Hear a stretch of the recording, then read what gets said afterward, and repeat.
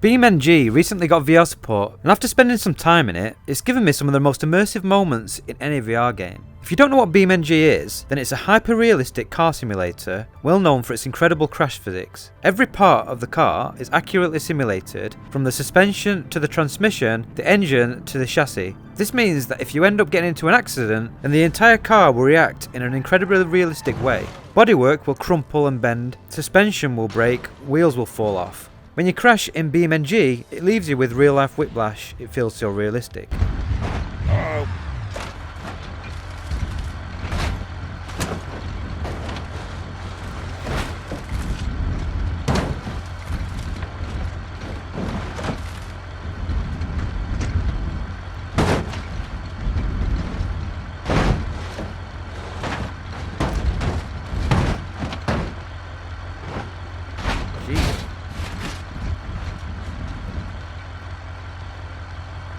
But BeamNG is so much more than a crash simulator.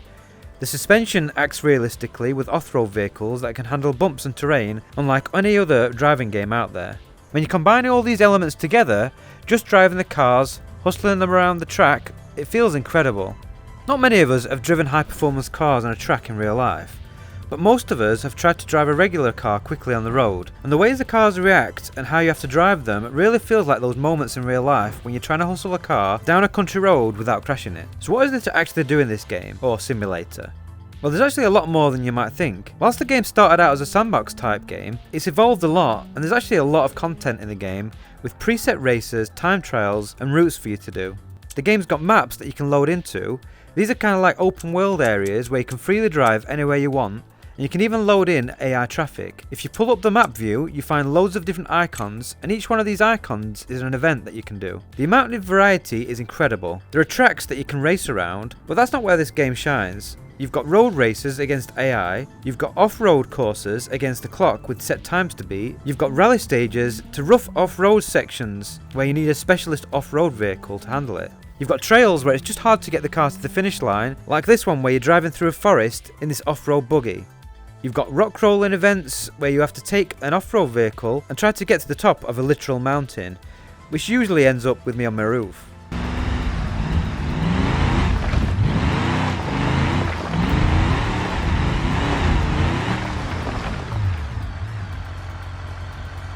You've got delivery missions where you need to deliver cargo in various vehicles.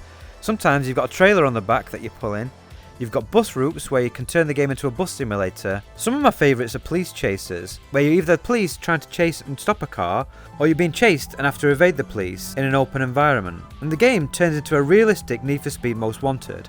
Just to show you how dynamic these situations can play out, here's a police chase I did where I have to stop this SUV type truck with a regular police car. On my first attempt, I follow him, I slide off and hit a barrier, which is now my steering's bent so the car won't drive straight. I end up wrestling with the car and smashing into a tree.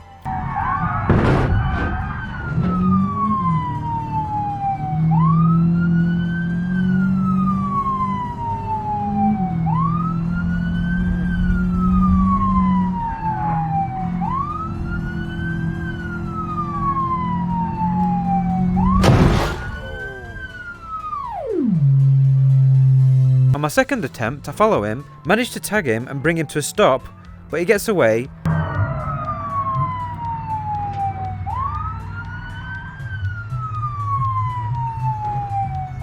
I end up taking a corner too fast and damage my car again. Struggling to control the car, I clip a rock and end up on my roof and he escapes.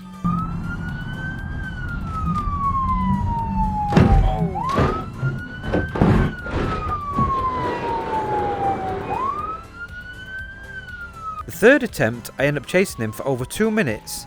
Then he makes a mistake and hits a barrier. He does a little fake out at a T-junction, jinking right, then changing to the left.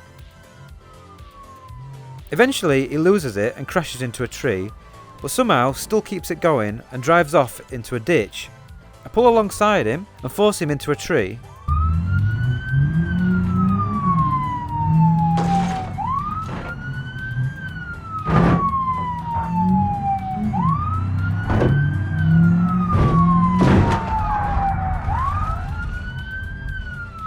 Somehow he's still going with his front wheel hanging off and dragging under the car. I just decide to follow him in at this point because it's only a matter of time before he ends up crashing again. He almost loses it here but still keeps it on the road. And finally, after over 4.5 minutes, he crashes into another tree and I manage to get him stopped. The way the cars move, crash and slide off the road all looks incredibly realistic, and it makes you feel like you're in one of those police chases from the helicopter footage.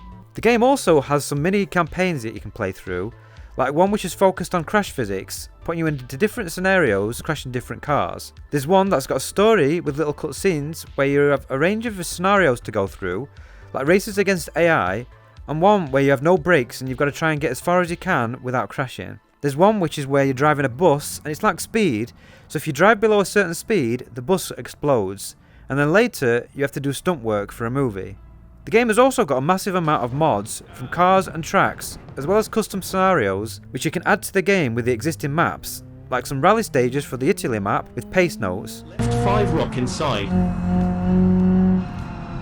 Right 5.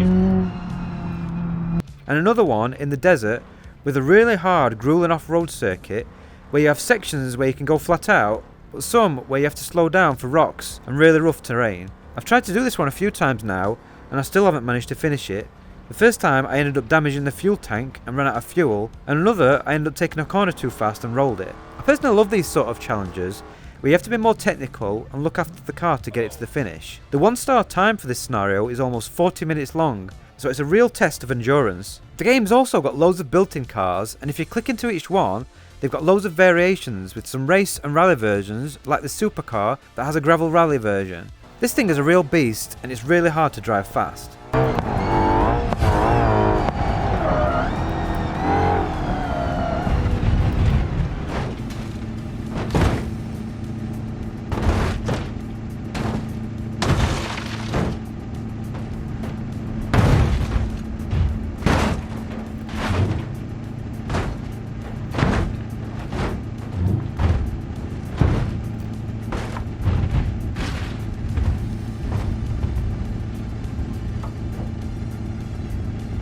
After a few attempts, I finally started to get the hang of it.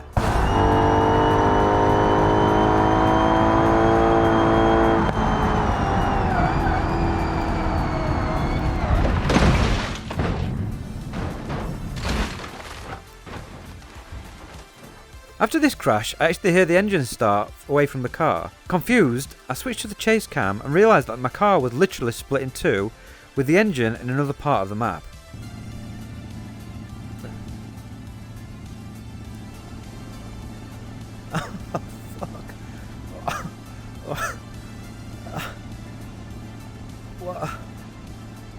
I finally gave up on this car and went for something much easier to drive with this rally version of a hatchback. Oh!